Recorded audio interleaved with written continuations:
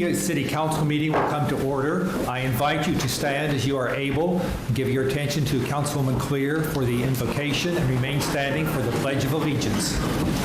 Tim Wilson is the pastor of Lighthouse Bible Church in North Topeka. He's been married to his wife Dina for 27 years, has 2 biological children and 2 adopted children.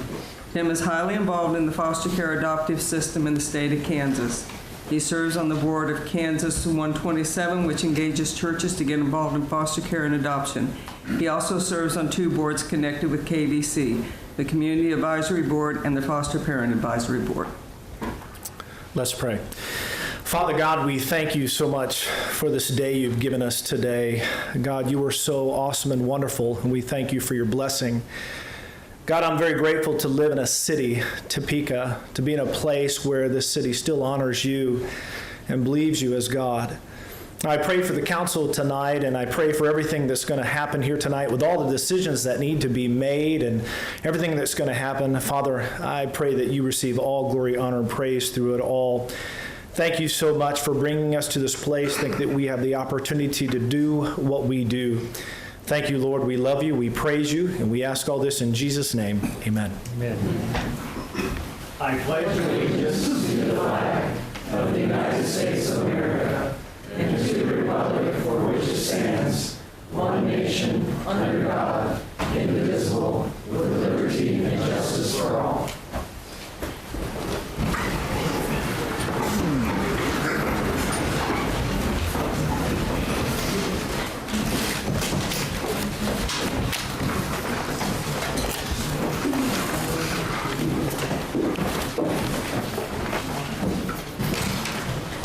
It is a real privilege to have guests with us tonight who are here for a week. This is the Up With People celebration that's culminating with a concert at the end of this week. But they arrived in the city yesterday and involved in a lot of projects. And it is really our pleasure that we could provide a proclamation for them and hear a little bit more about their activities. So first we'll do a proclamation. Whereas Up With People is celebrating its 50th anniversary as an international education and cultural program for young adults that brings people together through volunteerism and music, and whereas Topeka hosted Up With People in its early years and is honored to be included on their celebratory tour, we welcome a 100-member cast from 20 different countries and extend our thanks to the Topekans serving as host families during their visit. And whereas Up With People will provide over 1,000 volunteer hours to local projects, including the Boys and Girls Club, Harvesters, and Topeka Civic Theater, and whereas Up With People is partnered with Topeka Public Schools to provide an alternative spring break of workshops at the Topeka Board of Education versus Brown versus Board of Education Historic Site, international dance classes, and developing a year-long community-oriented service project. Now, therefore, I, Larry Wolgass, Mayor of Topeka, do hereby proclaim March 14th to 21st, 2016 as Up With People Week. And with me here is Shauna Reed, she is the Up With People United States Tour Manager, and she'll tell a little bit about the activities going on this week. Sure, and thank you so much, Mayor, for having us here this evening. As Mayor Wolgass announced, we've done several community service projects here. We've worked with Habitat for Humanity, we've worked with Harvesters, the Boys and Girls Club, Topeka Civic Theater, and the Topeka Zoo. And in addition to that, we've partnered with the folks at 501, and we've done an alternative spring break program created specifically here for the students of Topeka Public Schools. And that program is really exciting for us. We were really, really captivated by the enthusiasm of the kids who came today to join us. Already about 100 joined us this morning, and we have about 200 more that will join us throughout the course of the week, 300 and some in all, that are going to be part of this alternative spring break program talking about race relations, diversity, integration, respect, and leadership, and how that looks in history and how that looks in present day. So it's a neat dialogue that we're getting to have and a neat opportunity to interact and engage the youth here in Topeka. Thank you. And then we have Darlene Richardson, who is the cast manager, is going to talk about the program this Saturday evening. Yes, on behalf of the international cast of Up With People, Cast A16, thank you for having us here tonight. We will be presenting our show on Saturday at Topeka High School at 7 p.m. We thank our sponsors for having us here, and all the proceeds for that show will go back into the community. So we look forward to learning and to being a part of the Topeka community. Now you want to introduce a few of the other guests that are here. And let's Sure. come right over here. We have a small delegation from Cast A 2016 here with us tonight as a small token of our appreciation of our gratitude to the city of Topeka, but also to get you all excited for the performance that's come on Saturday evening. We would love to share a quick selection with you. Okay, it's going to be great. Looking forward to this. This is a first, I think, as part of a proclamation.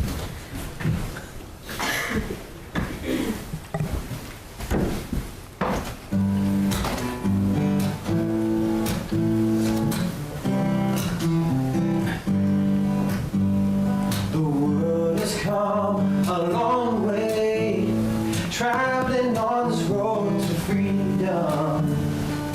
Everybody's going their own way, looking for a reason to lead them. Standing at the top of a mountain, where mountains and valleys will go.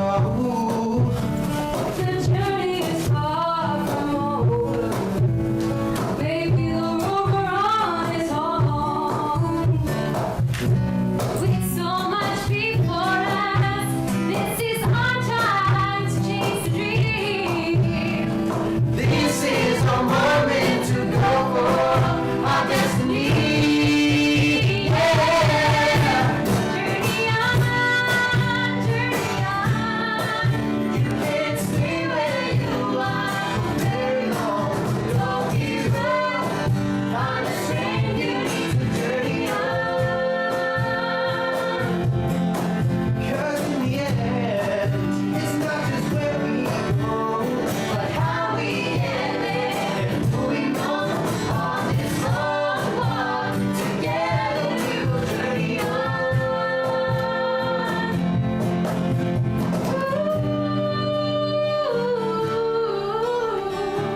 Ooh, yeah. Looking back on this road behind us, we see footsteps from our past. Loved ones who touched our lives and drove and left us too fast. But they're always with us. They left handprints on our hearts. That life gives us the strength to get up and start again. Believing it's not losing, we win by how we live.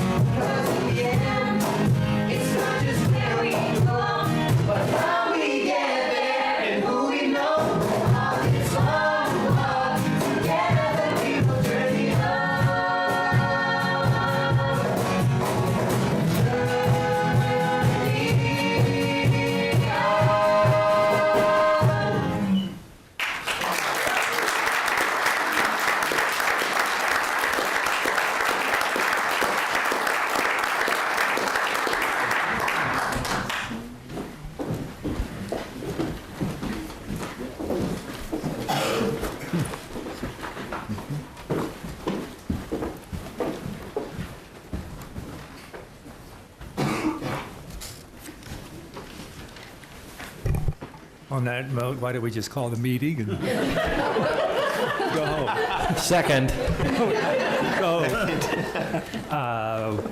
we have a presentation this evening. Mr. City Manager, if you would proceed with that. Yeah, thank you, Mr. Mayor. Brandon Kauffman will be coming up and providing the fourth quarter financial report, but to stick with the theme. He's going to sing. Where's the guitar? I'll be yodeling tonight.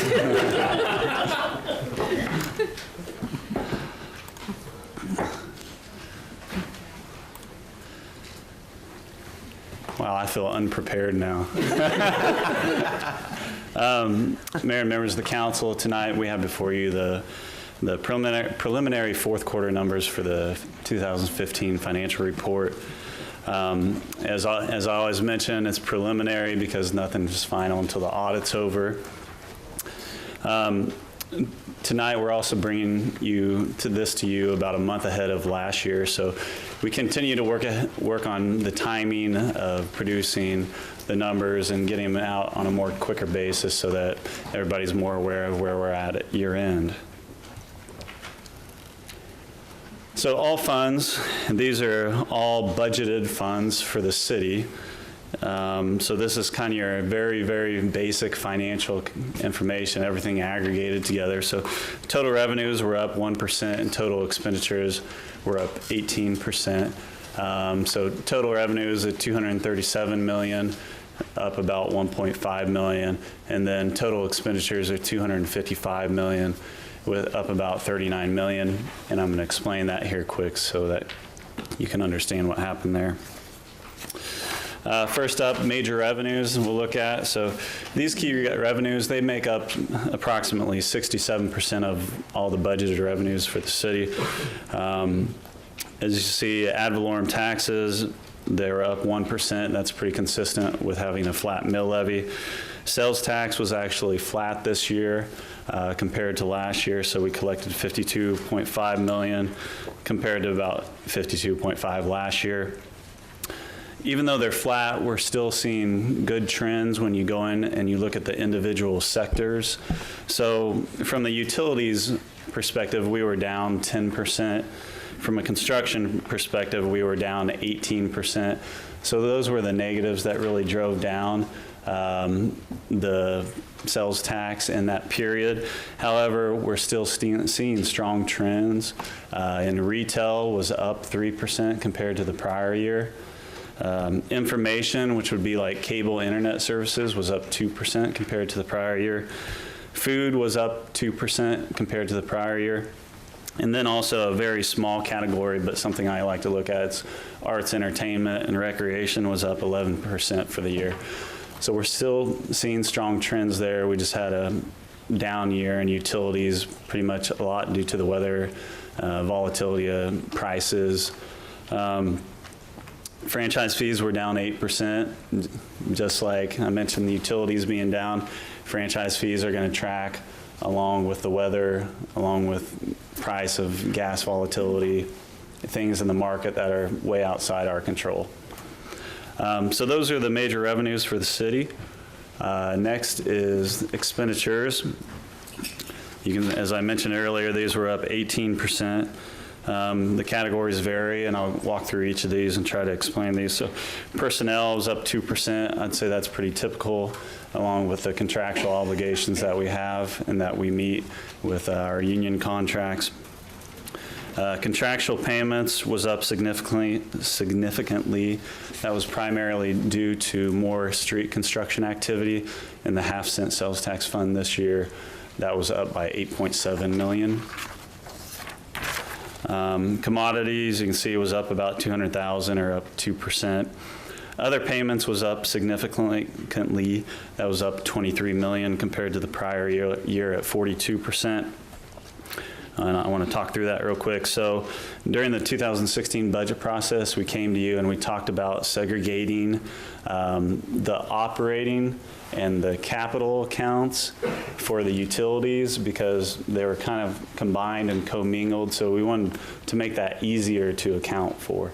So part of that at year end required transfers out of the utility operating accounts to get that cash that was set aside for bond projects, for any projects like the levee project that's going on, that we're going to talk about that tonight. We move that cash over into a capital project account that will basically function for any capital projects that are ongoing for water, wastewater, and stormwater. So those transfers combined for about $16.8 million. And then also in the third quarter, we came to you and we said, hey, based on our current projections, we're thinking general fund's going to end a lot better than we've than expected. And instead of continuing to add that to the fund balance, we talked to you about addressing issues like deferred maintenance, paying cash for projects, and then also paying down some things so we didn't have to bond projects. So we were able to transfer out about $4 million to capital projects out of the general fund at year end. So that's another addition to why that other payments amount is up. And then also we had a bad year for health claims. Health claims was up about $1.9 million this year. It was primarily due to large claims throughout the year. Capital outlay, you can see that's up the largest percent, about 1.5 million, 279%. That was primarily due to capital purchases for equipment being delayed in 2014 and then rolling over into 2015. So growth factors, I've talked about, we continue to have ongoing expenditure management to make sure that we're managing our balances at year end and throughout the year. We had a flat mill levy this year. You still saw a 1% increase. That's a good sign that, you know, tax collections are rolling in like they should. Sales tax is flat. You know, we're going to continue to monitor that, continue to monitor the different sectors in the market, and to make sure that we're not seeing any negative trends moving forward there. Mentioned franchise fees were negative. Water utilities, we watch very closely throughout the year.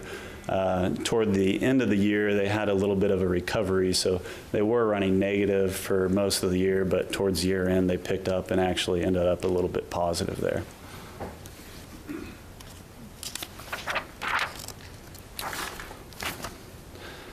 So these are the general fund results. So budgeted revenues of $88.47 million. Actuals came in at $89.75, about 1% better than the budget. Expenditures, and these are total expenditures, or budgeted expenditures, not just the operating. So that includes the amount that we put aside for reserve that we budget for. The budget was a total of $91.7 million. Expenditures came in at $89.5. That 89.5 includes the $4 million that we transferred out to capital projects. So you can see the net change there at the bottom was a net change of $250,000 on a budgetary basis for the general fund. Water fund results. So total revenues budget of $30.87 million. Actuals came in about $32.9 million. It's about 4% over budget. Expenditures were $40.35. Actuals came in at $34.85. So the net change down there at the bottom was a negative $2.6 million. Including that, like I talked about transfers earlier, we transferred $2.4 million from that operating account over to a capital account.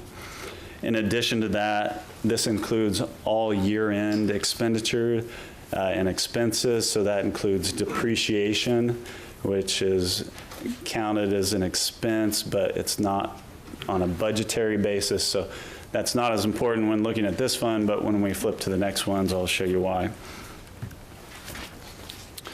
So this is wastewater. You see budgeted revenues of $25 million. Actuals came in at 26.5. It's about 1.5 million over budget.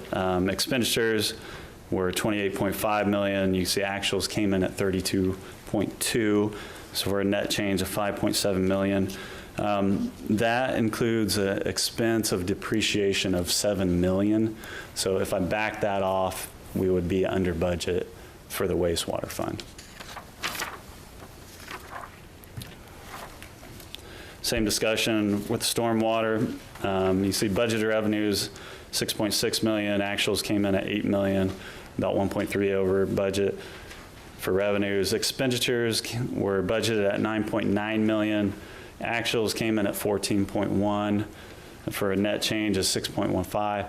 That does still include, as I mentioned earlier, depreciation expenses. For the,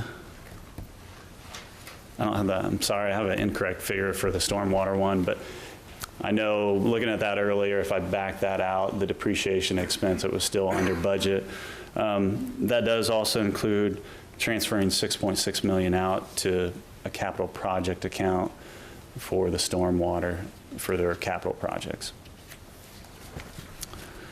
So that concludes the presentation for the financials. Everybody should have a copy of the fourth quarter report. That's a lot more detailed in nature. You can find that online under the Department of Finances at www.topeka.org. So there's a lot through in this. If you have any questions about this, please let me know. I'll be available to answer anything. If there, I can pause. All right, and just in going, sort of looking at this for a minute, on the utilities, where actually we showed a revenue was under less than expenditures, but with the depreciation, it would be pretty even. And we have a utility fund, so even if we are over expenditure, it's a fund there that we have fortunately on hand, or we are required to have to take care of any overage that we would experience. That is correct, Mr. Mayor. From a utility standpoint, we combine them all for reporting perspective. So when we have investors that are looking at our financial information, they're looking at the combined utilities. We still break them apart and look at them individually from a budgetary perspective. And even though we have a rate increase this year on water, we had a very wet summer. Yes. And that certainly is reflected here then, where revenue is down. That's correct. From what we budgeted, what we expected. Correct. Yeah. Other questions, council members? I think you have another part. Yes, along with that, I think we have a great announcement tonight, and we want to talk about our open checkbook. So a while back, the city manager challenged us to really figure out how we could be a lot more transparent with our financial information and really to be on the leading edge of open data for financials. So this team was really led by Sherry Schoonover, our Deputy IT Director, Nikki Lee, Ted Clemens, and Leah Thomas, and they put a lot of time into this, and I think it's a really exciting product. So tonight, open to the public from now moving forward. This includes all of our 2015 expenses, so it's 443,000 items that the public can get into and look at from an expenditure perspective. By the end of the month, we're planning on having 2016 loaded as well, and that'll be updated on a weekly basis, so anybody can go onto this site and look at our expenditures at any time. Tomorrow there's going to be a demo at 10 a.m. in the IT training room, and then I just want to walk through and show you a little bit real quick of the open checkbook. So when you first get on here, it's checkbook.topeka.org. This shows you the 2015 summary, basically total spending of $287 million.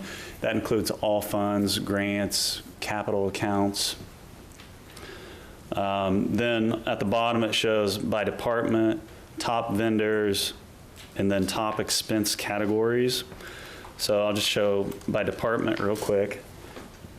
And I'll show you admin and financial services. So if I click on admin and financial services, it shows about 61.6 million, which seems very high for finance. But up atop, it's selected by service, so I could take that and segregate it by fund. Then you can see for the debt service fund that there was 59.67 million paid there. If I just wanted to select the general fund, once again, that's by service. I'm going to change that to expense category. Then that shows you all the expense categories for the City of Topeka Finance Department in the general fund. So let's say if I wanted to look further at that and I want to look at electricity, so that'll show the payments over each month. And then if I click on checkbook, this is when you get down to the most detailed level. So that'll show every payment made to Westar Energy. So you can see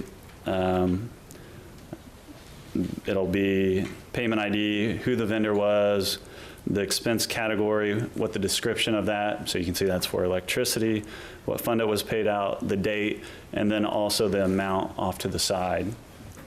So that much detail is available for every expense within all funds for the City of Topeka from now on moving forward.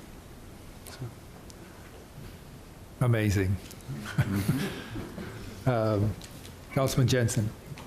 Thank you. Did we build this software in-house, or is this a product we bought? This is a product that we bought. It's called Socrata, and we have a partnership with them that right now we have our budget information out online. That includes the budget revenues, expenditures, and capital improvement. Along with that, we're rolling this out tonight, and we've got future ones planned that we're working on right now. It's really quite impressive. Thank you. Thanks. Councilwoman Claire. Does this include employees, like payments you make for employees? Councilmember Clear, and Mr. Mayor, it does include information that we pay out to employees for like travel and training, but from information from pay information, it's aggregated at a top level, so you can't get down to each employee's salary, but you can see information paid out to them for like reimbursements and travel and expenditures like that. But things like child support payments or anything like that? No. No. Okay. Good. Thank you. Yeah, good point. Deputy Mayor Hiller. Thank you, Mayor. This is exciting. It's just great. My question would be, is this linked with the Lawson system, instead of the Lawson system? How does it fit? Deputy Mayor Hiller, Mr. Mayor, we're pulling this information out of the Lawson system. Okay. And then, aggregating and taking select information out that was mentioned earlier, and then pulling that into the Socrata system. Okay. Thank you. Councilwoman Ortiz. Thank you, Mr. Mayor. How much did this cost, and will we ever own it? Will we always lease it? How will that work? Councilmember Ortiz, Mr. Mayor, I would have to check on that figure for you, how much it costs on an annual basis. But something like this is a partnership that would be ongoing with Socrata, that we'd continued working with them to continue publishing this information.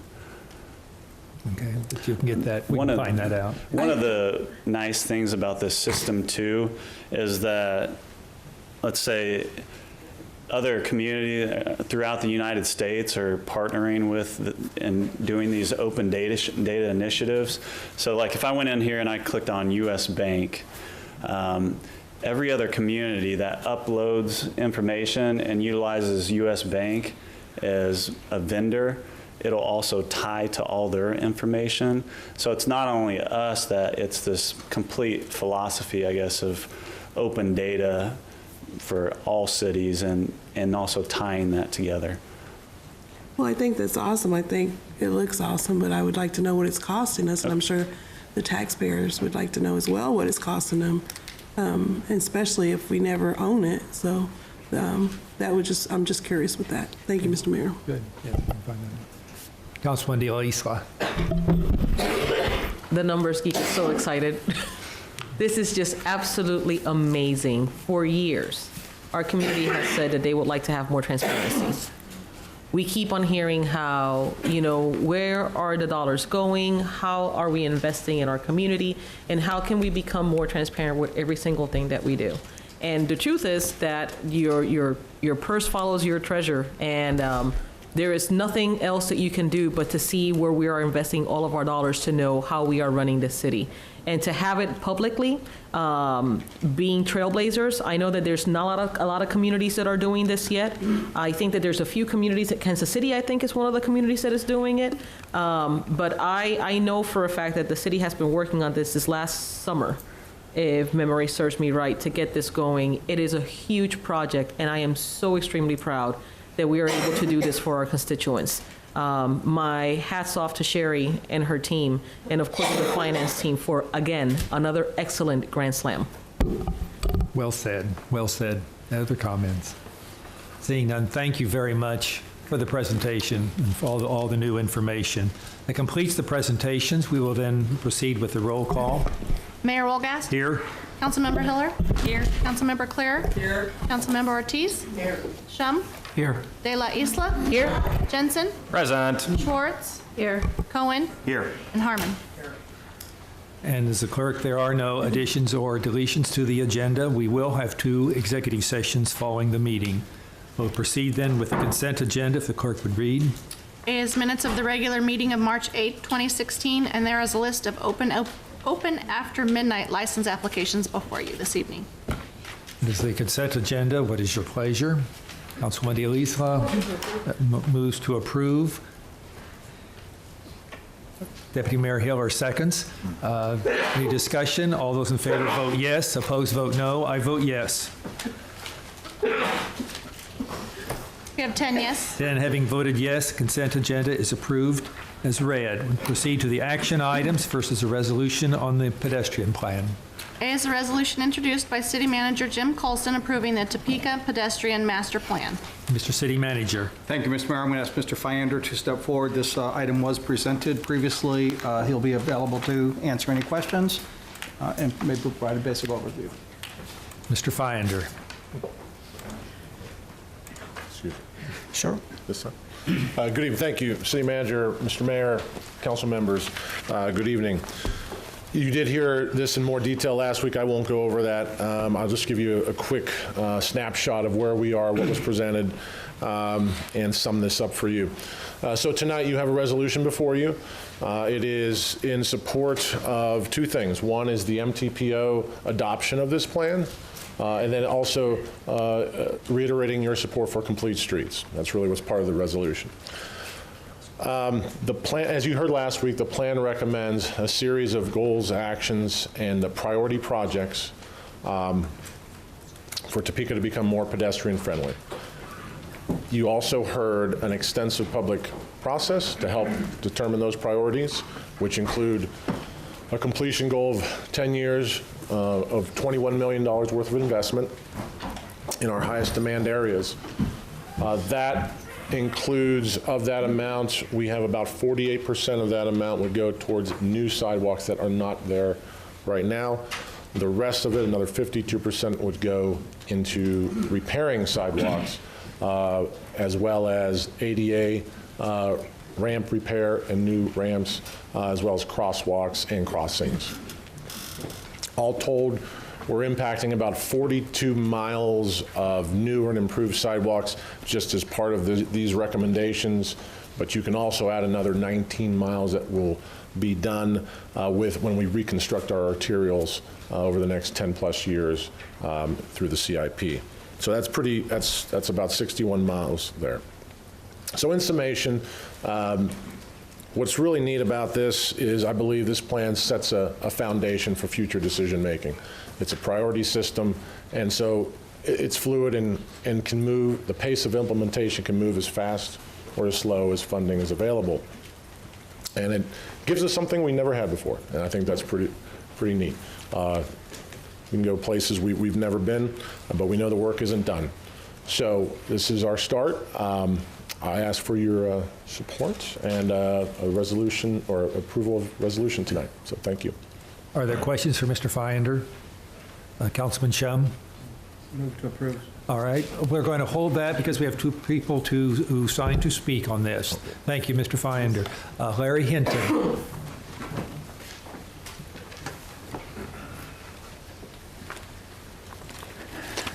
Good evening, Mr. Mayor, members of the council and staff. I previously sent an email to all of you about my experience as a member of the stakeholder committee on the process of the pedestrian plan. And in 2008, I was a member of invited to be part of a group of community leaders that attended a session in Washington, D.C., which was Pioneering Healthy Neighborhoods. And there we learned a lot about complete streets and the importance in infrastructure in shaping the health, the economic health, the safety, and the quality of life in communities. And when we came back, we in essence formed Heartland Healthy Neighborhood and have been working on various things related to health and lots of things in the community since then. And I was invited to be part of the stakeholders committee on the pedestrian plan.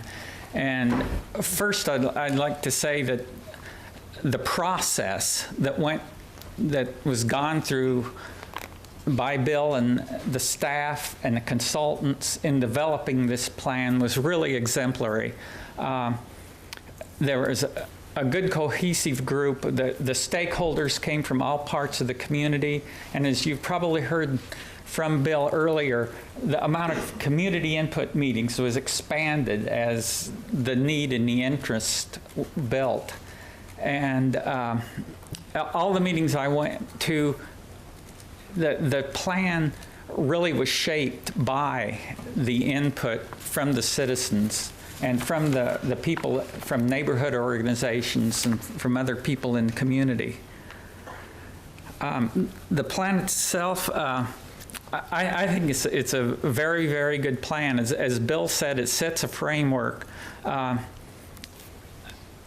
Infrastructure declines, and in many areas of the city, there's sidewalks that are barely walkable, let alone being good places for people with disabilities to be able to move about.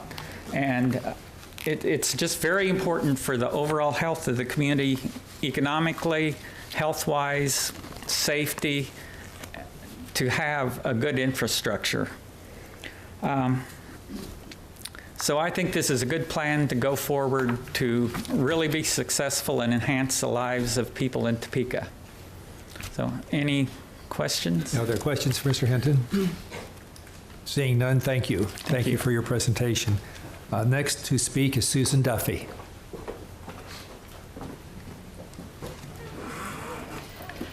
Good evening, Mr. Mayor and City Council members. I'm Susan Duffy, General Manager for Topeka Metro, and I'm here to express my support for the pedestrian master plan and the implementation of the plan. And if I had my ways, we'd do it in about 4 years. And this is why. Let me just give you a story. As I was thinking today, I didn't have to reach back. I'm driving down 17th Street. I'm there at Green Acres, and I see this woman sitting on the southeast corner, and I turned around and came back, and she had moved to the southwest corner. She was in her 20s. She was sitting on the wet grass. This was about 4:15, and her shoes were muddy and wet, and she was leaning against the telephone pole sitting in the grass. There's no sidewalk along 17th Street. We have a lot of people who walk between Fairlawn and Wanamaker. No sidewalk at all. She was waiting for the bus. She's in her 20s. Her name's Alicia. She was a very nice woman. She said she was very tired, and so she was just resting in the wet grass. That's not what we are proud of in this city. What we're looking forward to is a sidewalk on both sides of the street with an amenity like a bus bench or a shelter. And for example, the shelter at 17th and Fairlawn, just east of the hair store, it sits there like a throne. It was put in there about 1980. If you look at it, there's no sidewalk surrounding it. It's got a lip of about 3 inches. So it just sits there by itself. no sidewalk around it. So somebody pushing a stroller, there is a sidewalk just west of the driveway of that apartment complex to the corner, but past that driveway, no sidewalk. So it does nobody any good. Same with the situation of the Throne Dome, as we called it there at 29th and Topeka Boulevard, just before the nursing center. That one was a worse throne with steps that led up to a throne and not accessible at all. And we have corrected that one. But we have a lot to do. We look forward to working with city in tandem with them. We're running parallel with them as they work on a sidewalk, complete a street, improve a street, that we will be there with our amenities and our suggestions for improvements. So we appreciate your positive action on this item. Thank you, Mr. Mayor. Thank you. Thank you for your comments. Councilman Shum? Move to approve. It's been moved to approve. Councilman Cohen seconds. Any discussion? All those in favor vote yes. Opposed vote no. I vote yes. We have 10 yes. 10 having voted yes, the resolution is approved. That completes the action items for this evening. We will proceed to the non-action items. Mr. City Manager. If I could, Mayor, and I just want to interrupt a little bit, just to answer Councilmember Ortiz's question. The implementation cost was $3,000, and it's $6,000 per year maintenance going forward. Okay. Yeah. Go ahead. All right. Okay. All right. Okay. We'll proceed then to the non-action items. The clerk would read. A is discussion providing an update on redevelopment and future plans for newly acquired buildings in downtown. Mr. City Manager. Thank you, Mr. Mayor. I'd like to introduce Vince Fry and Jim Klossman, two well-known gentlemen in this community. They are going to provide an overview of the redevelopment and future plans for downtown. Many of you had an opportunity to participate in the DTI annual meeting a month or so back, and I thought there was some information that was provided there, and several people had asked to see more, so we invited them to provide a brief overview at this meeting today. So, good. Welcome. Thank you. Good evening. Thank you, Ally. Appreciate it. Appreciate the opportunity, Mayor and City Council. This project has been an exciting journey on throughout this project. 2 years in the making, but it's something that this council realized needed attention back in 2012, funded the infrastructure changes on Kansas Avenue between 6th and 10th. That portion has been complete, other than for a few punch list items. What I'd like to show you tonight is the private sector enhancements.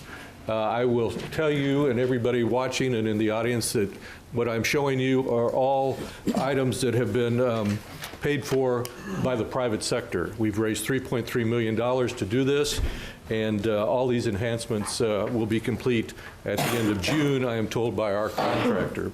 I'll move through this briefly, but you've all seen the two arches that we put in the 700 and 800 block. This will be an iconic item that people will look forward to for years to come. Each block has two pocket parks. I will start and move down south to north. This is the security benefit pocket park. As you can see, they have a plan for a limestone life-size buffalo, American bison, which is the state mammal, as well as a sculpture that is called Chief 2 that's kinetic. It moves with wind, and it was done by the same artist that has been commissioned for the cauldron for the Summer Olympics in Rio. Burlington Northern Santa Fe, this is also in the 900 block. Obviously, their interest is railroading, and so in that pocket park is a statue of their founder, Cyrus K. Holliday, as well as the city's founder. Life-size statue. There will be a train that will be fabricated by Burlington Northern Santa Fe, and a replica of a little stop on the tracks of a depot there on the right side. Bartlett and West is in front of the Cumulus radio stations. They wanted something that replicated the nature trails of Kansas. This will be, we'll cut a ribbon on the 1st of August, and it has an interactive light display. They practiced with this the other night. Once you touch one of the sculptures, it activates this interactive light display that changes every night. 2 weeks ago, we cut the ribbon on West Stars Pocket Park, the mayor and Mark Ruel. As you can see, a large audience turned out, an exciting announcement. This too is interactive, and it lights up at night. It's also a hotspot for Wi-Fi and a charging station. If you leave tonight and it's dark, drive by. It's really impressive. Hills in the 700 block is all about pets. Their pocket park will have a statue of children playing with the cats and dog, and will be a place that people can come with their pets and enjoy the avenue. Capitol Federal is excited to have a really great fountain. The middle of that will be the dome, which is also indicative of their logo, and this will be what it looks like at night, and I think people will really enjoy this. Mars, obviously, has an interest in children, and this is something that will go in front of Wolf's. People can climb on it, they can sit on it. Those are the colors of M&Ms, and it's all rubberized in case we fall off while we're playing on it. Fidelity State Bank finalized our 8 pocket parks. They wanted a couple of areas for performances. These are canopies that will protect people as they listen to the performers. We also, at the ends of the arches, have what we call pavilions. This is in the 700 block in front of Clayton Financial. They wanted a place where people could come and sit, play checkers and chess, and this is going to be covered with a unique canopy, and this is in the 700 block. Across on the other side in front of U.S. Bank, they have sponsored their pavilion. They plan to have a fountain there, and again, this is what it would look like at night. We wanted to tell the history of who we are as a community, so you will see life-size statues of famous Topekans up and down the avenue. This is one that's just been completed recently of Arthur Capper. This is Cyrus K. Holliday's. This is a sculpture of him when he was first founding Burlington Northern Santa Fe, when he was a visionary coming to Topeka and saying this is a great place for a city. And this is one that's already out there. Ichabod Washburn, Dr. Farley, and the artist in that picture. This is temporarily placed where it is. It will move closer to the avenue when it's in its permanent location. We're also creating a pavilion to honor Harry Colmery, a Topekan of 60 years, who was the author of the GI Bill that really transformed this country. This will be in the 900 block. We're working with the American Legion to produce this, and this will be dedicated on June 22nd, which is the 70th anniversary of the signing of the GI Bill. On every corner from 6th to 10th will be a bronze medallion. There will be 4 different ones. This is a mock-up, a clay master of what one of them will look like. This will be going in within the next 3 weeks. We also wanted to have the state symbols hidden up and down the avenue for scavenger hunting for children to learn about the state symbols. This is an example of one. This will also be in bronze, and they'll be up and down the avenues. One of the most important things after this project is complete is the recruitment of businesses to the avenue. You've seen these signs in the windows. We've had 26 at least buildings purchased on Kansas Avenue since this project was announced. This is all purchased by local investors. You've heard and seen the Cyrus Hotel that Cody Foster is putting it in the 900 block along with the Holiday restaurant. And this is just one of many exciting things planned for downtown. You also know that the Assumption Grade School was being converted into lofts to meet the demand for living downtown. So One of those investors is Jim Klossman, and Jim has invested considerably in downtown. He has a vision for downtown, and I'd like for him to share that with you. Again, we intend to have this project complete by the end of June, and we will be announcing soon a major celebration for this entire community for July 2nd, so stay tuned. I'd like to introduce Jim Klossman.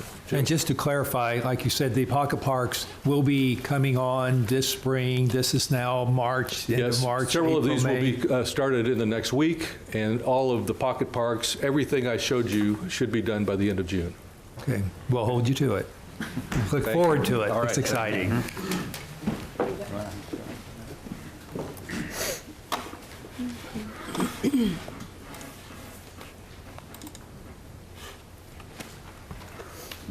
Thank you, Mr. Mayor and council people.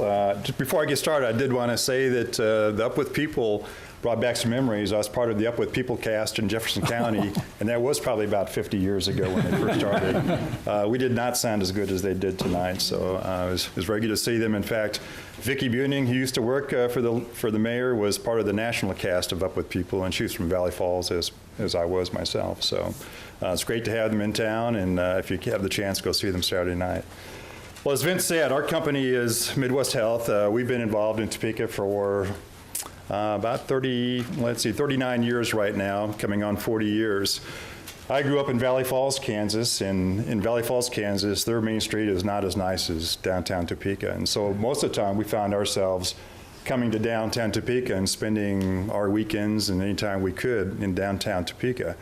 And at that point, downtown Topeka was an extremely vibrant community. It was where people were in Topeka. That's where you were and where you wanted to be. And so when things happened and downtown went downhill, we always saw it as an opportunity. And so I was asked, why are we investing in downtown Topeka? And I wanted to kind of take you on a little bit of a trip before I kind of get there and show you kind of what brought us to being part of downtown. And so for us, it's we got to look back to move forward. I don't go back as far as starting up Topeka, and that's 160 years ago. But downtown Topeka, in many respects, is much like it was back then with the Capitol starting. You can see that the streets were put in place, that the beginning of a city was put in place, and we heard about Cyrus Holliday and the fact that he brought the railroad to Topeka, and that's really what prompted Topeka's beginning, was the railroad coming to Topeka. Back in the early 1860s, there were about 1,000 people in Topeka, and that's really when the building boom started in Topeka. And with that, you'll see right here the Thatcher building. It's on the left was what it looked like originally when it was first built. On the right, it's been redone. Gizmo Pictures is there. So again, we have the foundation for a community, and that's what is important for us moving forward. This is a building that's at 822 and 824. You may not recognize it. It's right near the Kansan Towers. It's kind of a nondescript building right now. It's been sitting empty for a number of years. But at one time, First Bite sandwich shop was in there. Some of you may remember that. But even going back further than that, and this is actually a picture from the early 1900s of a snowstorm that happened in Topeka, and that's snow sitting in front of the building. But one of the famous people that was actually there was a tenant of that building was Charles Curtis, and you probably recognize that name. And Charles Curtis later became one of the vice president of the United States, but his office was in this building on the second floor. And for those of you who have not been able to see that, and if you ever want to, feel free to give me a call, but you walk up into that building on the second floor and it transports you back at least 30 to 40 to 50 years ago.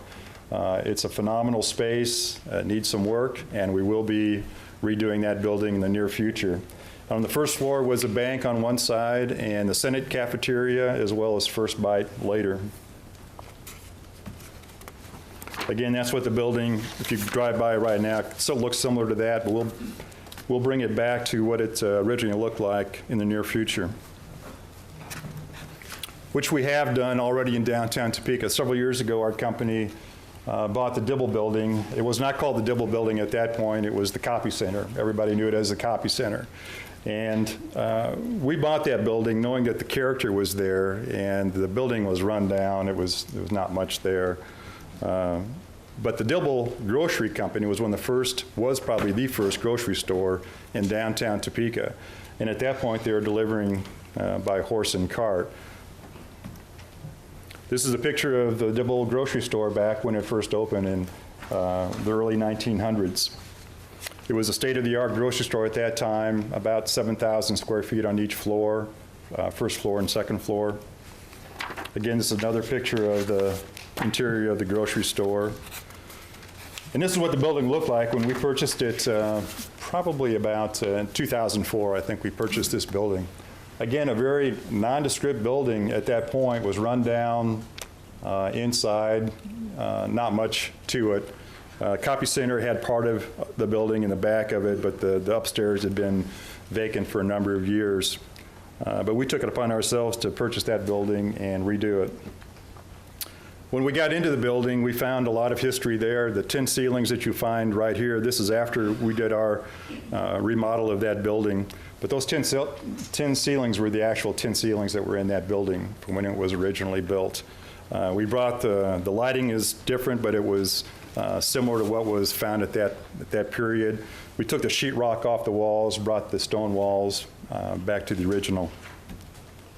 This shows the entryway of the Dibble building after our reconstruction on that building. On the left is a Dibble grocery store from back when it was first built, and on the right is that same building you saw a little bit earlier after we redid it. We brought back most of the characteristics of that building. We think it really became an icon for downtown Topeka. It's a very nice building now, and it really represents what the Dibble grocery store was back when it first opened. And I think that's what we can see as a possibility for downtown Topeka for some of these buildings. We can't save every building in downtown. There are some that are just probably going to have to go. But there are some iconic buildings in downtown that have passed on to other owners now that I think our future is bright for downtown Topeka. Again, this shows the building is just right down the street from us right here. This actually, one of our staff members, who is our designer, found in the building the old S&H green stamps with their Dibble green stamps at that point. And this was back from the early 1900s. And that was the design on the green stamps for the Dibble company. And so he was able to recreate that and put it on the side of the building. And again, I think it's really a landmark for downtown Topeka on 6th and Quincy. And we're not the only ones that are doing things. Clayton Financial, you heard about Clayton a little bit earlier. They took a building that was similar to ours that was really not much to it, and it really was in disrepair. And they took that building back to one that we could be proud of anywhere in the United States. This is the interior of their building. It's just phenomenal what's going on in downtown Topeka. I think that you're not going to find these kind of buildings in West Topeka. They're just not there. There's no character out there. There's great buildings, for sure, but the character and the lifeblood and the humanity of a city is its downtown, and that's what really got us excited about being part of that. Again, this is part of their interior. They found an old wall that was originally an exterior wall that was opened up when they were doing their reclamation on that building. Another iconic building, and one that I've admired for many, many years, is the Hotel Kansan. At that time, it was built in the early 1900s. It was the first $1 million building in the state of Kansas at that point. It was the Hotel Kansas. It's the Kansan Towers right now. But that building was the first, one of the first large structures, along with the Hotel Jayhawk right down the street. And again, the history of these buildings is what really excites us. So back in the early 50s, and again, we're going way back, one of the really famous residents there for a brief time, when he was doing a show in Topeka, Kansas, was this gentleman right here, Elvis Presley. It was said that he took the whole 9th floor of the hotel, that he took that floor and he presented at Memorial Hall and stayed at the Kansan Hotel, Hotel Kansan. Another famous resident or visitor stayed at the Hotel Kansan, and he wrote a letter back to his wife and just signed it Harry. That was Harry Truman, stayed in that building. So again, it's the history of our community is right in downtown Topeka. And it's amazing what we have to look back and where we're going. This is our new logo for the Kansan Towers. We purchased that building. It does need some updating. We're updating that building right now as we speak. Their HVAC systems are probably 50 and 60 years old, so there's a lot of work that has to be done, and it doesn't happen overnight, but these are plans that we have in place to really bring this building back to its former glory. And I will say, one of the problems we're having is that we can't get people out of the building to redo the structure. The building is completely full. People are calling us all the time about office space and apartments available for downtown. So again, we're going to have to maybe wait and say no for a while when people do move out to start our reconstruction on that. But I think that shows again some of the excitement that's happening downtown. People are wanting to move downtown. I'm getting calls every day about, hey, do you have a loft downtown or do you have an apartment downtown? We want to be part of what's going on there. Another building we purchased was a U.S. Bank building, and this was a newer building and was done extremely well, but the former owner had some troubles, and the building, other than the first floor and part of the second floor, has sat empty for a number of years.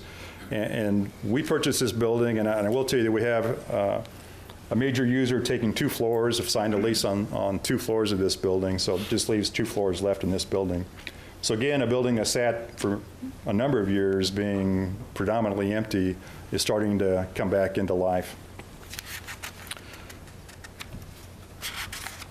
This is 8th in Kansas, a large part of it. It's pretty ugly. On the left, it was originally, I think, a Walgreens store or a Dollar General or something like that. But a number of those buildings are fairly old buildings, and over the past probably 3 years, our company has purchased that whole block pretty much. So we own the Ray Beers building on the end and all the buildings in between. I really can't tell you exactly what our plans are right now, but I will tell you that we're actively pursuing some strategic parts to reconfigure that whole part of downtown. And I think once we do, I think you'll find that it'll be a great addition to downtown Topeka. Again, there's been major investments in downtown Topeka. Capitol Federal on the left is what the building looked like, and you recall that only from 3 or 4 years ago. And what they've done and they could have moved out west, they could have moved anywhere, but they made a commitment to stay downtown. And we're seeing more and more of our community want to be downtown. And that's again why we've invested and why other local people have been looking at purchasing buildings downtown to reconfigure them. And I know we all get anxious about when's it going to happen. These things just don't happen overnight. They do take time, and it does take a lot of forethought, and it does take a lot of commitment, and it does take some risk as well too, because downtown has been not the best place to be over the number of years, but we really feel the future is very, very bright. In fact, this is a picture of downtown Topeka. In the middle is from the 1950s, and the outside is now. So you can see that our city, our downtown, is really basically the same as it was then. So our character is still there. And back then, this was the busiest place you could be in Topeka. And what our hope is to bring that back. And so we appreciate sharing that with you this evening and why our vision is what it is. And again, I think over the next couple of years, you'll see some dramatic changes in downtown Topeka that will bring people back. So thank you.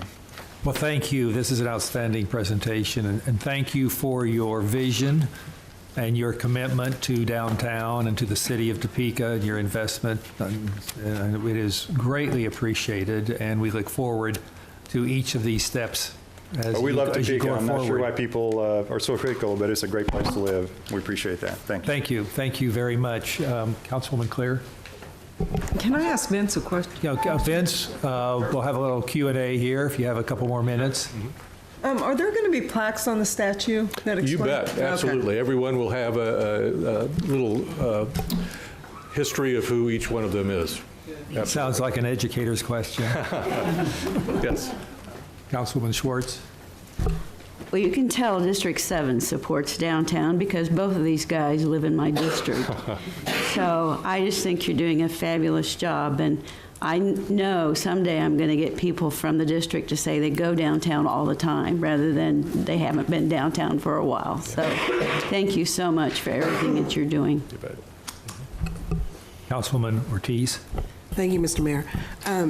I think downtown's great. I work downtown, and it's awesome to see the people walk around. I don't think this is for you, Vince. It's probably for city staff. As I'm at the corner of 6th and Kansas Avenue, and I'm at the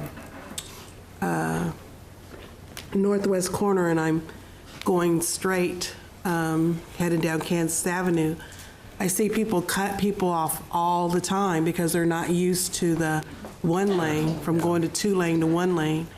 And I see it all the time, all hours of the day. I know we've got signs up, but I don't know what we could do to make that corner or that intersection better.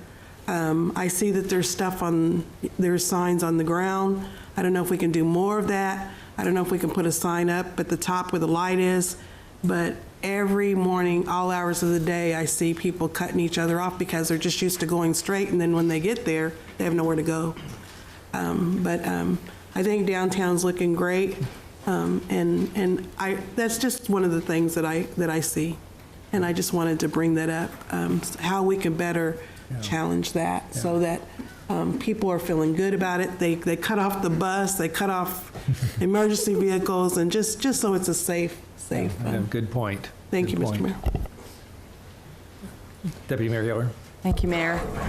I just wanted to say thank you to both of you and through you to the others whom you've represented today.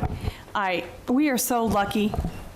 We are so lucky to have you and to have you both in your own ways take the time to help those of us at City Hall as well as the citizens see what you see through your lens, to take us back on the history that sometimes we all know that we can overlook that when it's right in front of us and it has been there all the time, and help us see it through that lens and appreciate it as you do. And then also, I mean, every community that's coming back needs leaders, and it's been so much fun to see you quietly but steadily move forward with the others and make this happen. It's very exciting, and I think all of us want everything done right now, except I have realized that how much I enjoy the pacing of just one after another, so it's really going to be a fun spring. Thank you again. Thank you, Mayor. Councilman Jensen. Thank you. I will just throw out that the buzz about downtown in our younger generations is phenomenal. They are so excited to have a walking entertainment district in this community, something they can bring their friends in and show it off. So the future generations, the ones that will really enjoy a lot of this stuff, they are just so excited to see this completed. And I think that speaks well of our city. You know, we're looking to the future, looking to retain our young people, and that's going to build a better community for generations to come. So the work we're doing now, while we all get to enjoy it, thankfully, the truth of the matter is in anything we do, we're building a foundation for the future, and I think this is an incredible way to do it for future Topekans. Thank you. Thank you. Other comments? Councilwoman Delisla. Thank you, Mayor Wolgass. I am so excited. I will never forget 2007, 2008, a whole bunch of punks called the Capital District Project getting together and advocating, and the mayor laughs because the mayor was kind of part of that. But it was a group of people that were so interested in seeing downtown come together. Deputy Mayor Hiller was a part of that group. There's several people that just, out of the interest of seeing our community become a better place, just gave hours. And I'm telling you, hours on end without gaining anything at all, other than the satisfaction of saying, we want the city to partner with us. We want to see something positive happen in this community. And to walk outside and to see the construction and to see the buildings and to see Mr. Klaussman here talking about how he is investing in his Topeka, how Cody from Advisors Excel is investing in his Topeka, how we have Mr. Dicus investing in his Topeka. Well, guess what, my friends?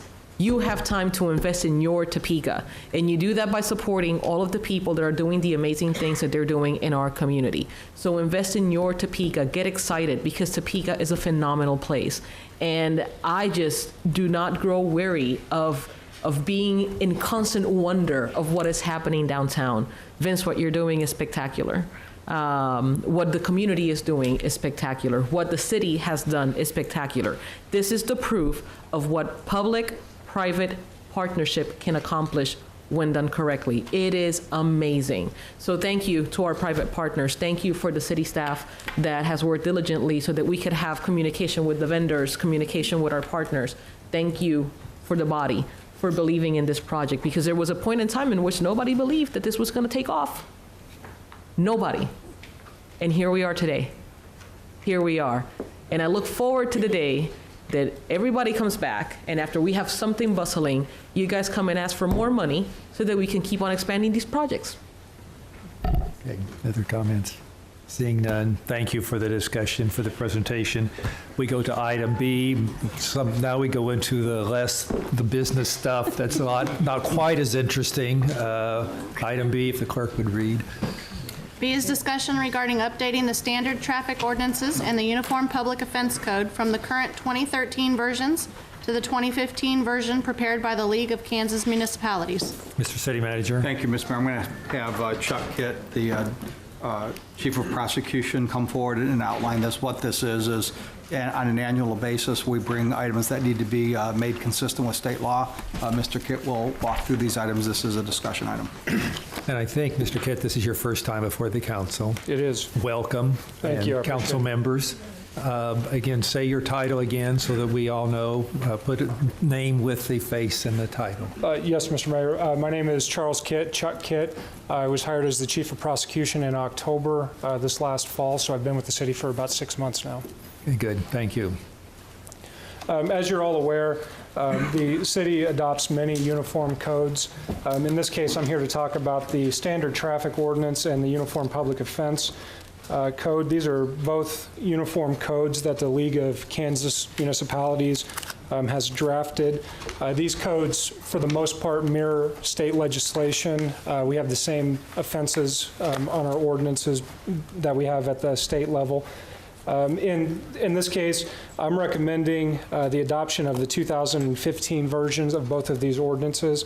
I don't have a presentation for the council, but I did prepare a memo that outlines what the changes are between the 2013 and the 2015 versions of both of these codes. So I want to start with the Uniform Public Offense Code. The memo that I drafted, there was a link on the agenda if you haven't seen that yet.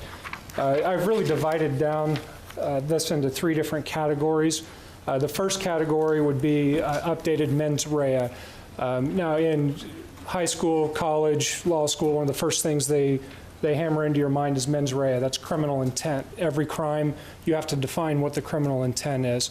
Up until about 2013, Kansas had a kind of it wasn't a real clear divide between criminal intent. We had specific intent crimes, general intent crimes. We had reckless conduct, and we had strict liability. But those mens rea elements weren't very clearly defined within each of our statutes, each of our ordinances. In 2013, the legislature kind of adopted a new 4-part test, or 4 different definitions of mens rea, and that's based on how the courts have interpreted what criminal intent's required. They now break it down into intentional conduct, which would be your specific intent crime. Like, for example, theft. If you steal something, you have to have the specific intent that you're going to permanently deprive the owner of that property. So that is the highest level. That's an intentional crime. Knowingly doing something is just acting with intent to do the act, but there's no specific intent to cause a result. Battery would be an example of that. if I knowingly struck somebody, I would be guilty of battery. It's a little lesser mens rea than the specific intent, intentional conduct. And then reckless and strict liability really stayed the same. So in 2013, when the legislature clarified the 4 different types of mens rea, they wrote that into each of the statutes. So now crimes in the statute, it is the person has to act intentionally, the person has to knowingly do something, the person has to act recklessly. And in 2014, the league adopted those 4 levels of intent into the Uniform Public Offense Code. We didn't adopt the 2014 version, so we still have not updated our mens rea on the crimes. And if you look at the memo I drafted, you can see that there's a large number of crimes where the new mens rea needs updated. And I would say that this is a necessary change that has to be made.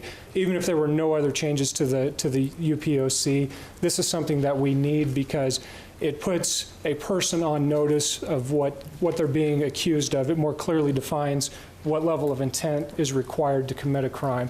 So it's better for the accused, it's better for the prosecution, it's better for defense counsel, it's better for the judges. And in the case of a jury, we don't deal with juries here in municipal court, but sometimes our cases are appealed over to district court and we may have a jury in that situation. It helps a jury understand what level of intent is really required. So if nothing else changed, I would recommend adopting the 2015 version just so we can get the updated mens rea on this. The next category of changes that I've outlined, I just listed that as other substantive changes. These changes are where the league, modeled after what the legislature's done, went in and made what I would call substantive changes to the offenses. They either changed who it would apply to, clarified what instances an offense would apply to. I'll use battery against a law enforcement officer. The 2015 version of UPOC 3.2 creates subcategories. Before, it was just battery against a law enforcement officer, and it was kind of vague what that meant. Under the new 2015 version, it breaks it down that a law enforcement officer can include a judge, it can include an attorney that's working in the court system, it can include corrections officers. So it just better defines who that crime applies to and what conduct would be criminalized under that particular ordinance.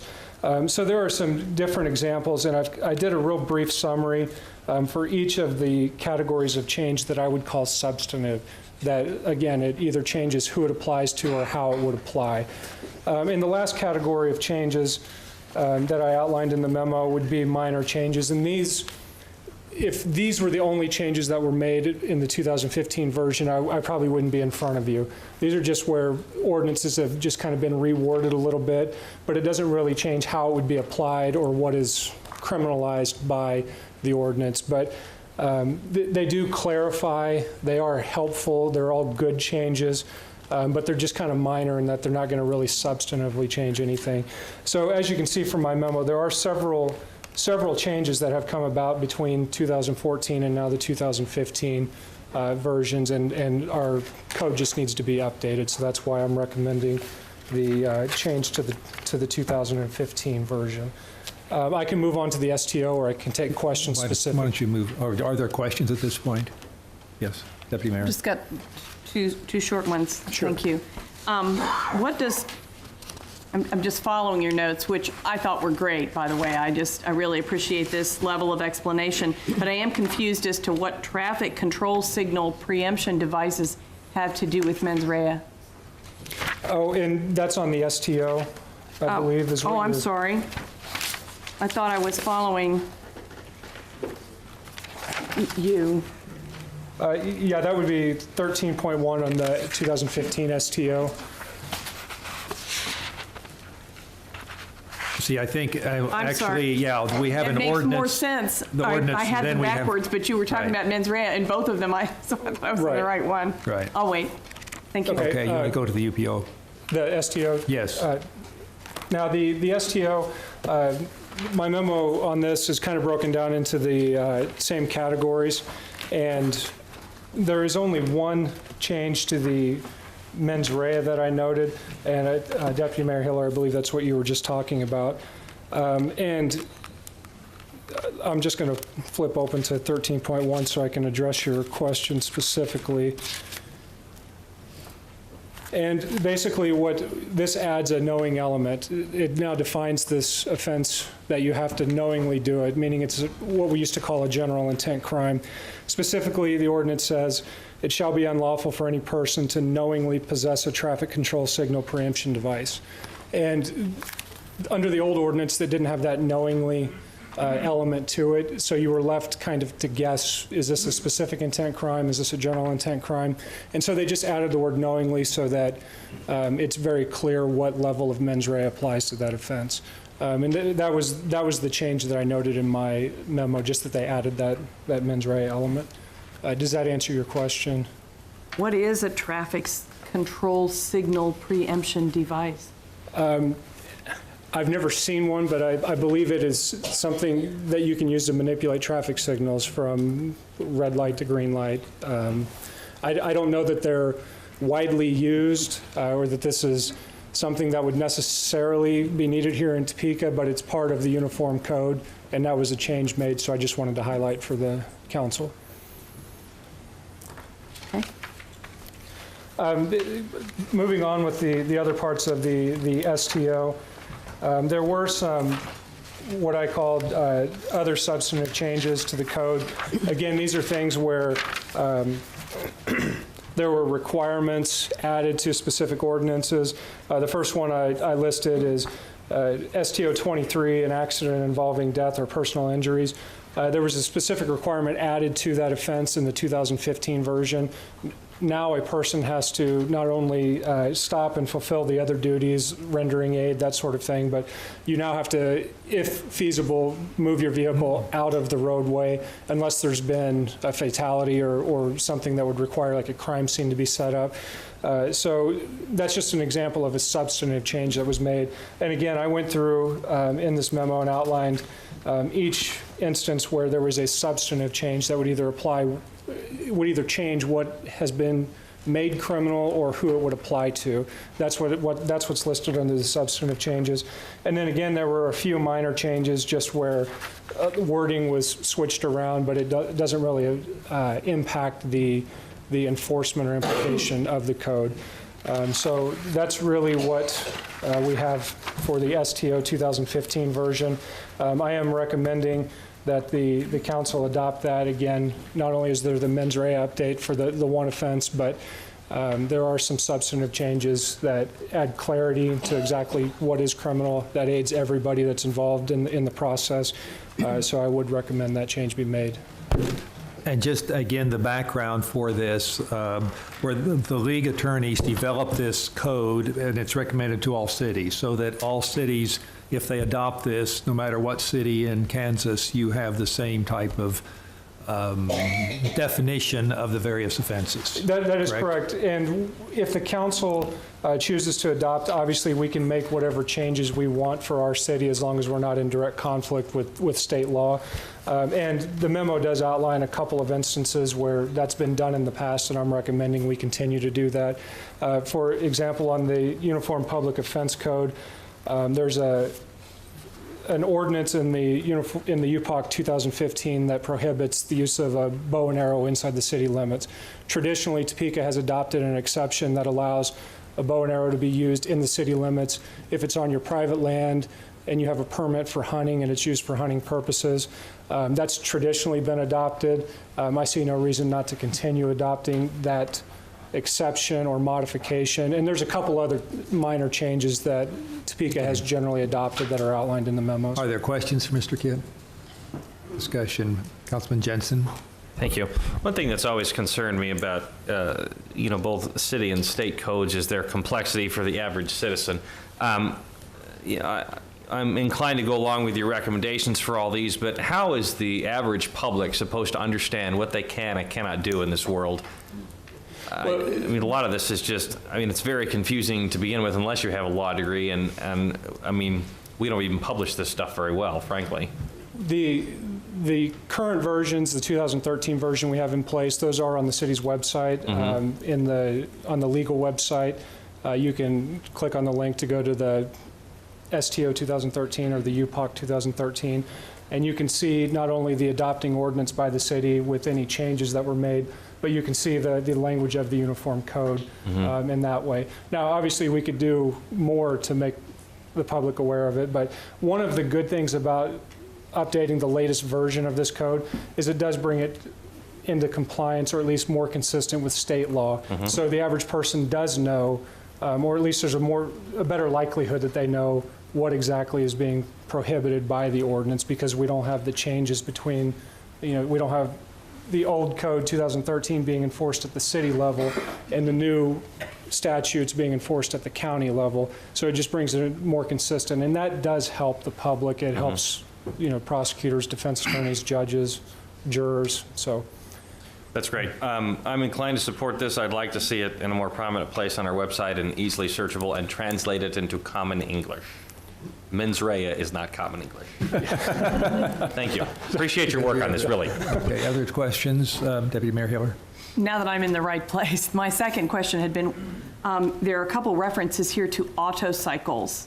Yes. What is an autocycle? Autocycle, there's a definition provided in the 2015 version of the STO. You're testing my memory, but I believe it is the three-wheeled vehicle categorized as a motorcycle, but instead of straddling the seat, they have a seat more traditional to a vehicle that you're just sitting in. And that's what an autocycle is. Mine's, Okay. okay, there's your takeaway for the day. Any other questions on this? Any other discussion? Seeing none, thank you very much for the presentation, and then I believe this will be on the next meeting for action, the next meetings. That completes that discussion item. We go to item C. C is discussion of amendments to the city ordinance concerning expungement of certain convictions in municipal court. Mr. City Manager.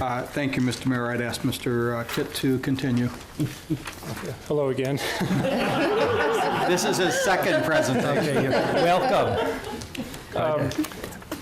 Just a brief history of what an expungement is, and I don't want to. I think I heard somebody say this earlier. I don't want to be too elementary, but for those that aren't that familiar with an expungement, anytime somebody is arrested or convicted of an offense, the statutes, both at the state level and for municipal courts, have a provision that after a certain period of time has passed, you can apply for an expungement of that arrest or conviction record for just about all offenses.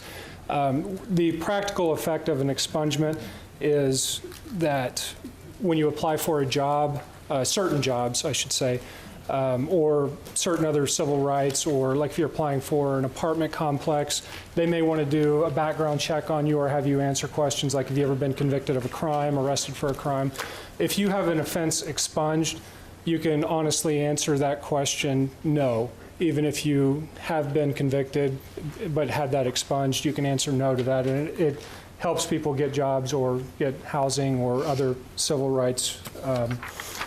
So in 2015, at the state level, expungements for knife convictions, for the carrying of a knife, which used to be illegal, that waiting period went from 3 years down to 0. You could apply for an expungement for a conviction of carrying a knife immediately.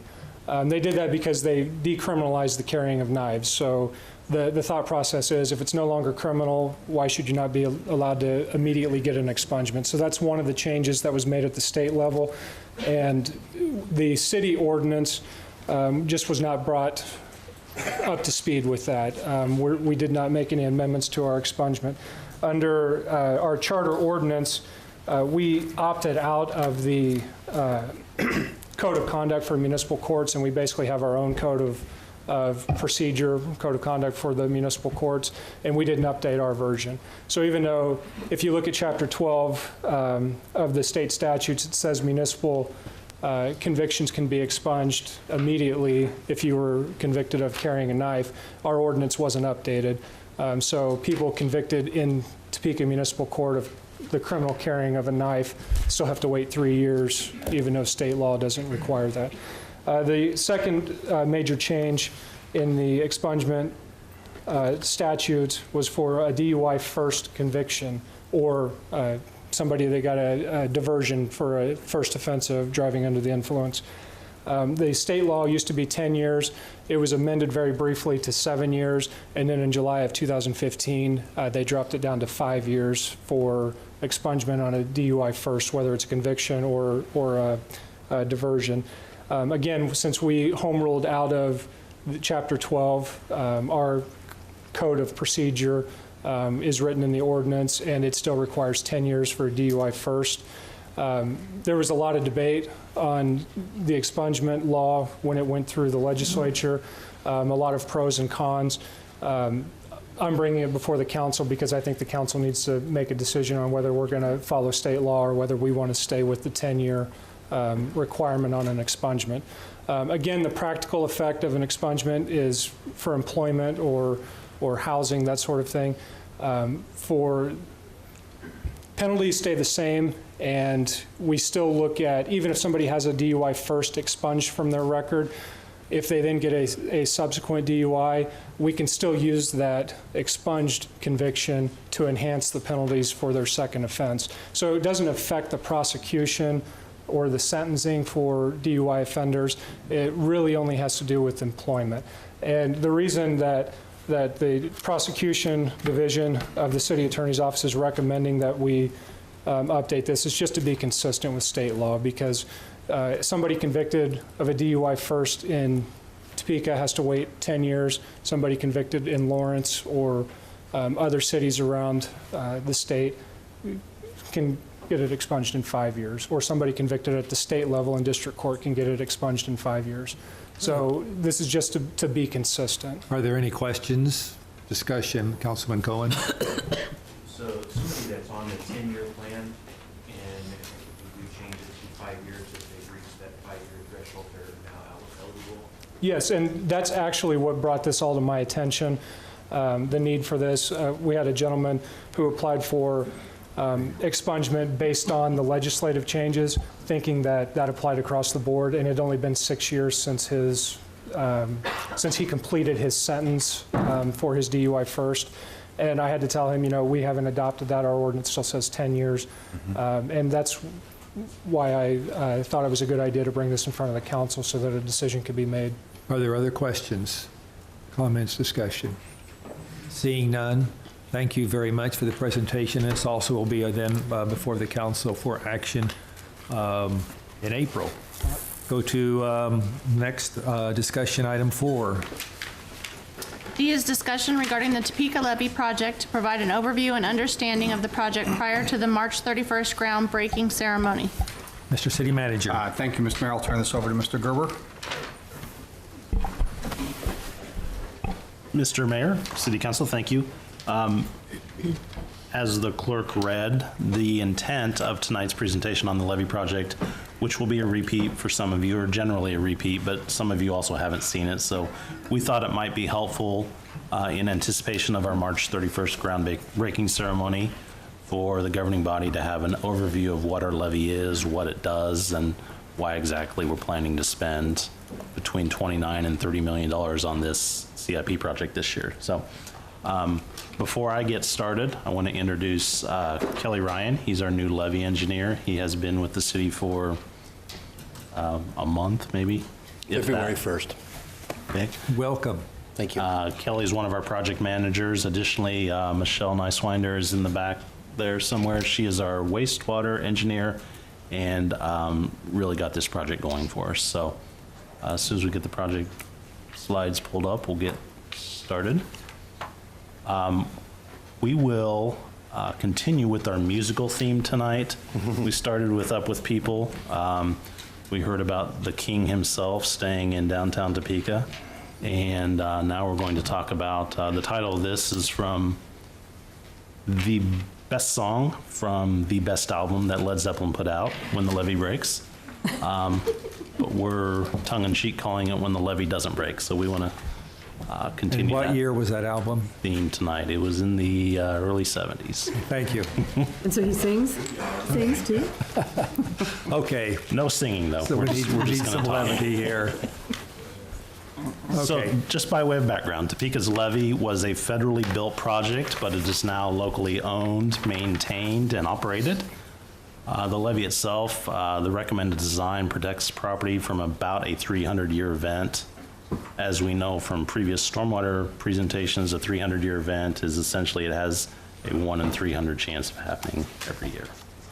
The levee itself, I know most of the time when you talk about what a levee is, people maybe think of this big concrete structure that protects the city, and certainly there's part of that. There's, as you can see, there's 3,600 feet of concrete flood wall, 3/4 of a mile, but it's mostly earthen berm. Additionally, there's 10 pump stations and a lot of flood control structures such as relief wells, which will be a big part of the project moving forward. Oops. We'll just go ahead and skip right to the map. And this map shows the locations of the various levee units in Topeka. It's a little hard to read on the screen maybe, but in front of you, I think it's probably a little easier. We have the North Topeka unit, the Waterworks unit, which is at the water plant itself, the Auburndale unit, which is really sort of the traditional, what I would call the traditional levee concrete, and that's what you see along I-70 as you're moving between near the McVicker area. Then there's the South Topeka unit and the Oakland unit. And we'll talk about each of those individually. Starting with the Waterworks unit, that is located at the water plant itself. You can see the sort of dimensions of it, the type of property it protects, investment value of $64 million. This is where for about a year now, we've had a relief well project going on. And literally what a relief well is it's designed to potentially relieve pressure in case the levee gets breached, I guess. That's a non-engineering way of saying it, but it's designed to be able to relieve pressure so that the well itself would blow rather than the levee. Correct. Very good. Accurate enough. The Auburndale unit, as noted, was what you see along the I-70 corridor.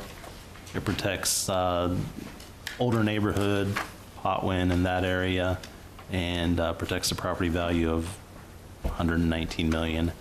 Has a number of pump stations, drainage structures, and relief wells, and it was completed in 1962.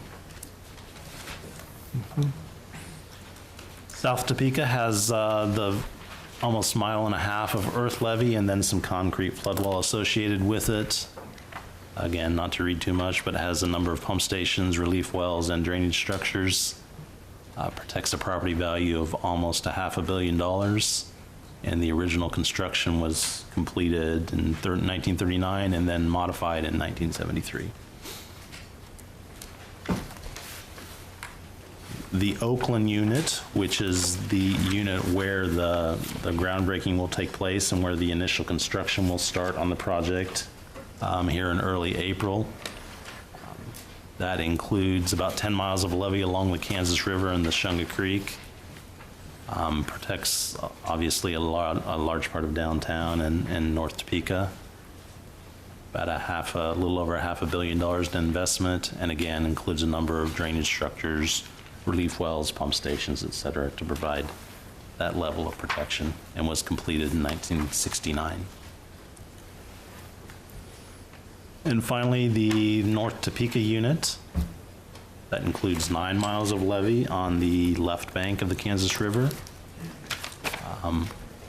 Significant property amount protected under that levee. And again, that was a project that was completed in the late 60s.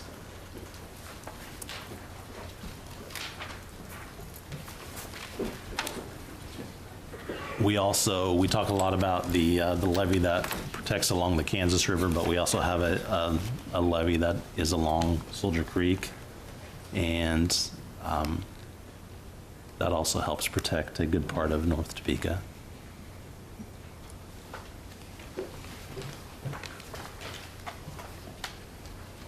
This cartoon drawing here is meant to kind of show sort of a side view of what a levee would look like if you sliced it in half. Basically, you have the riverside, and then the levee in between the landward side, and then underneath you have a layer of silt and clay, which is also part of the levee structure itself, which helps become an impenetrable layer essentially, so that the landward side is protected from the riverside.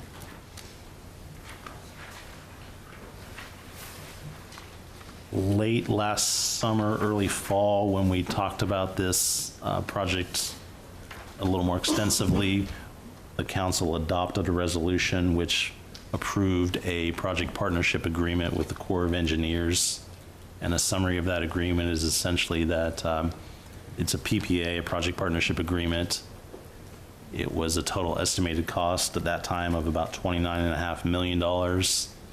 And at that time, we had anticipated the following contributions: about $1.1 million last year, 3.2 this year, 3.6 in 17, and 2.7 in 2018.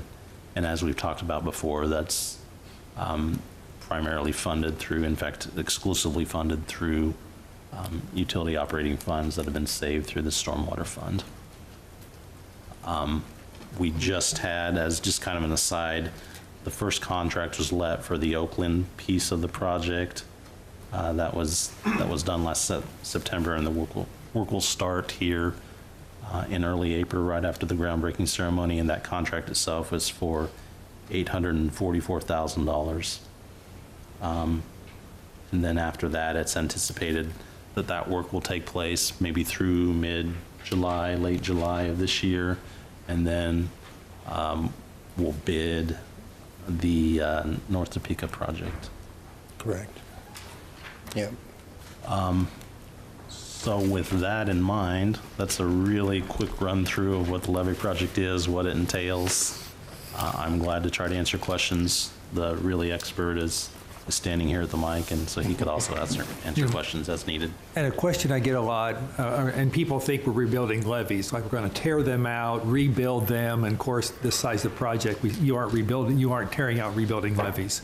Can you give just a sort of a layman's introduction of what is being done when we say we're rebuilding the levees? Mr. Mayor, yes, the height of the levees actually won't be changed. They're sufficiently high enough. The issue is with the strength of the levees. And when we're talking about seepage, that one cartoon drawing, when you have the water on one side, it starts to seep through the earthen embankment or underneath and starts to come up, and you have uplift pressures on structures that are behind the levee, and you'll have ponding areas that form on the other side of the levee, particularly if you have sustained flows on one side. So we're not going to adjust the height of the levee, we're just going to address the strength. We'll do that through putting in stability berms, so we'll put some more earth on the back side of the levee or the land side of the levee. We'll be putting in additional relief wells where there are areas where we can't put in those stability berms. They function the same way to relieve that pressure. And we'll be doing some other miscellaneous things like anchoring down significant pieces of the project, like our pump stations that might be affected by that uplift. We want to make sure that those are operating when they're called upon. So we'll anchor those down so they don't have any issues. So, okay, good. Thank you. Yeah. Another is, can you describe the area where the construction is underway, this first part, phase one? Yeah, the first part, we call it the Oakland unit, and that's quite extensive, yeah. I understand. The primary work area is near the Oakland wastewater treatment plant, in the area right in there. We're going to be putting in 2 stability berms in that location. The second area will be on the other side of the Billard Airfield, where we're going to be working on the existing pump station, anchoring that down. So to the public, you might not see a whole lot of it. It's kind of nondescript in that area, but that is the most critical or weakest spot in the Oakland levee. So there are just certain areas that you're going to do things. It isn't like we're starting at one end and redoing the levees all the way through town. Correct, sir. Yeah, okay, good. Yeah. Councilman Clear.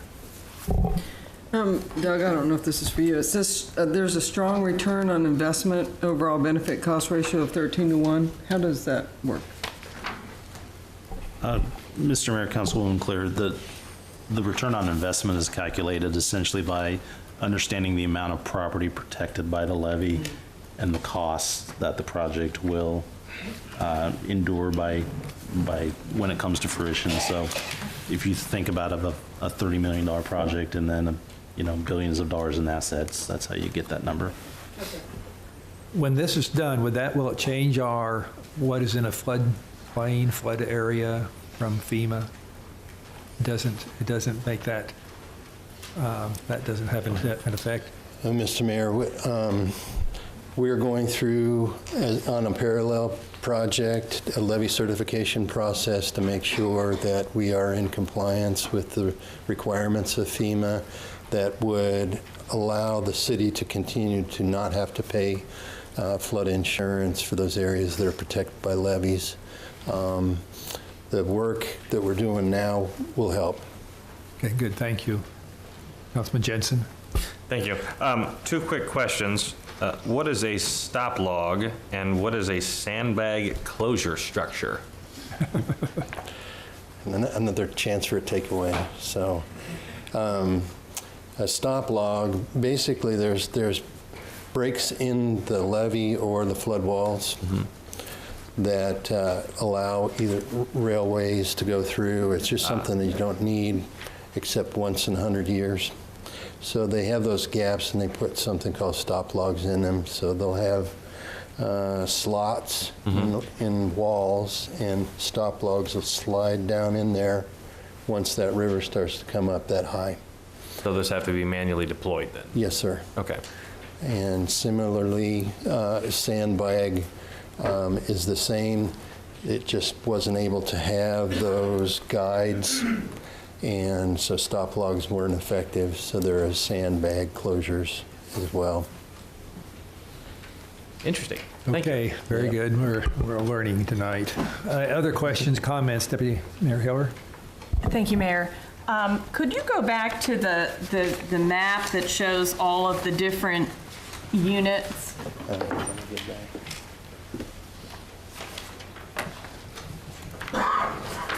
Which one? Keep going. We're slow. That one. That one. And just, I realize it's in general, you have in the printed material, what years, how much money is going to be going out each year, but could one of you just kind of walk us through the calendar of what project is happening first, which you talked about, and then next and next, so we have an idea of the flow of this total project, the 4 sections? Yes, Deputy Mayor Hiller. We're starting out, the project actually has been under a feasibility study and design work until last year when, in 2015, a construction contract was awarded on the Oakland unit, which is in purple on this map. And I don't know if this would work or not, but this is the area here of the wastewater treatment facility, and the stability berm will be located right along in here. Okay. The Oakland pump station is right over here, and that's the second part. It's on the other side of Billard Airfield. Right now we have designs underway. The design will be completed for this area in yellow, North Topeka unit.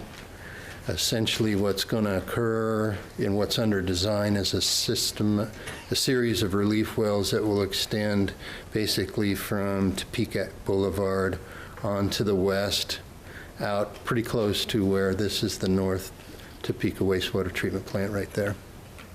Okay. Those relief wells will go straight down in the right-of-way adjacent to the levee and between the levee and the railroad tracks on the north side. That's under design. The design is We're going to get the 65% level here at the end of March, and the idea is to complete that and award a construction contract late September of this year. Okay. Then included, the follow-on will be the South Topeka and probably the Waterworks unit together. That is under preliminary design right now. About a 35% level has been completed. That's going to have some stability berms on the west side in this area here of Topeka Boulevard. And then when we get back here where there's the existing flood wall behind Hill's Pet Food, we're going to, currently they're calling for the existing flood wall to be modified and strengthened. And there'll be some existing relief wells will have to be removed and replaced.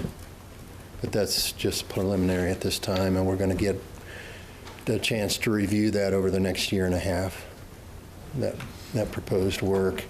And then I guess over on the blue, the Waterworks unit, they are currently needing to put some stability berms behind the existing flood wall. We're still discussing that with the Corps, whether it's necessary or not, given the fact that, as Doug had mentioned, that we did a complete rehab of the relief wells in that area, so we might not need it. So the construction contract for the South Topeka would be awarded summer of 2017. That would continue on then through the 2018 before it would be completed, and the whole project would be wrapped up by then. Thank you. Okay. That's what I wanted. Yeah, well, Thank you. Appreciate it. Any other questions, discussion? Seeing none, thank you. This is very helpful. Another educational part. Look forward to all the things that'll be happening with it. Thank you, sir. Completes the that discussion item. We go to our last one, if the clerk would read. E is discussion of the proposed 2017 through 2021 capital improvement plan and 2017 through 2019 capital improvement budget.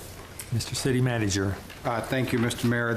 We're embarking on the budget process, talking about the capital improvement plan. We've talked about it for a couple of weeks. This is an absolutely huge deal. And our objective is to help this body truly understand what it is that we are doing, what we've done in the past, what we plan on doing in the future, provide opportunities for engagement. It is our intent this evening to walk through this and provide that opportunity for discussion and provide whatever answers necessary. I will turn this over to Mr. Gerber and Ms. Lee. Okay. Everybody, thank you. Well stated by the city manager what our intention is tonight. There was a reason we had the previous discussion right in front of this one, because it shows the scope and complexity of what our CIP is. That's just a single project out of many hundreds of projects actually that we deal with our CIP. We have a lot of documents we want to walk through with you tonight. But before I do that, I want to kind of begin with the end and talk about where I think we want to be. The ultimate goal, of course, is to adopt the 17 through 21 CIP. We tentatively have that on our agenda for April 12th. So that'll be the second Tuesday meeting in April. That gives us time for an additional wrap-up session for April 5th if there's follow-up questions from this evening, or if we just need to continue discussing it, whatever the case may be. Of course, we want the council, as we've stated, to be comfortable with this $300 million CIP before it gets adopted. You know, I'm going to say, Council, do you want to take a 5-minute break?